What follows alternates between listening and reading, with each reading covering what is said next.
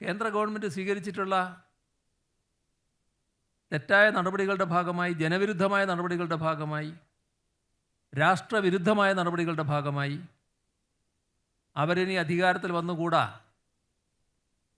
എന്ന് ജനങ്ങളാകെ ആഗ്രഹിക്കുന്നു. അതോടൊപ്പം നമ്മുടെ പ്രതിനിധികളാണ് പാർലമെൻറ്റിലേക്ക് പോകേണ്ടത്. ആ പ്രതിനിധികൾ ഓരോ മണ്ഡലത്തു നിന്നാണ് പോകേണ്ടത്. ഇവിടെ നമ്മുടെ അനുഭവവും കൂടി അടിസ്ഥാനപ്പെടുത്തി വിലയിരുത്തൽ നടത്തേണ്ട ഘട്ടമാണ്. കഴിഞ്ഞ 5 വർഷക്കാലത്തെ അനുഭവം, അതിൻ്റെ അടിസ്ഥാനത്തിലുള്ള വിലയിരുത്തലിലൂടെയാണ് ഈ തെരഞ്ഞെടുപ്പിൽ സമ്മതിദാനാവകാശം വിനിയോഗിക്കേണ്ടത്. കാരണം ഓരോ ആളും ചെയ്യുന്ന വോട്ട് നമ്മുടെ രാജ്യത്തിൻ്റെ ഭാവി നിർണ്ണയിക്കുന്നതോടൊപ്പം തന്നെ നമ്മുടെ പ്രതിനിധി ആര് എന്ന് തീരുമാനിക്കുന്നതാണ്. കഴിഞ്ഞ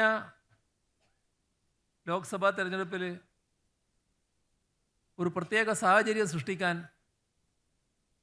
ചിലർ ശ്രമിച്ചിരുന്നു. ഇവിടെ BJP-യുടെ ഗവൺമെൻറ് തുറന്ന് അധികാരത്തിൽ വന്നുകൂടാ എന്ന ചിന്ത ആ തെരഞ്ഞെടുപ്പിലും പ്രബലമായിരുന്നു.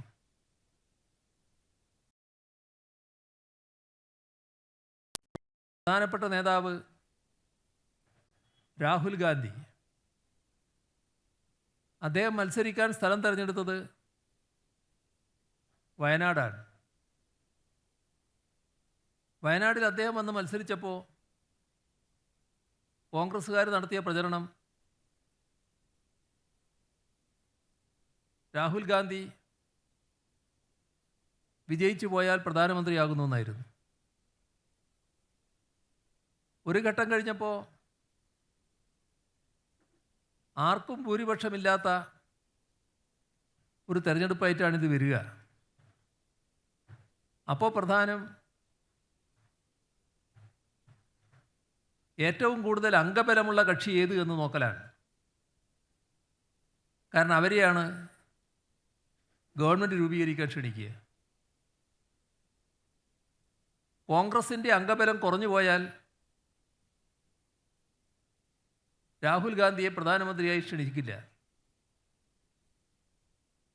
അപ്പോൾ ഈ തെരഞ്ഞെടുപ്പിൽ കോൺഗ്രസിൻ്റെ അംഗബലം കുറക്കാൻ പാടില്ല. നമ്മുടെ മലയാളികൾ, ശുദ്ധാത്മാക്കൾ, ഈ കേരളീയർ, ശുദ്ധ മനസ്സുകാർ, അവരെല്ലാവരും ഇത് ശരിയാണല്ലോ എന്ന് പലരും കരുതി. കാരണം എണ്ണം കുറഞ്ഞു പോയാൽ ഇനി ആ പാർട്ടീനെ വിളിക്കൂലല്ലോ.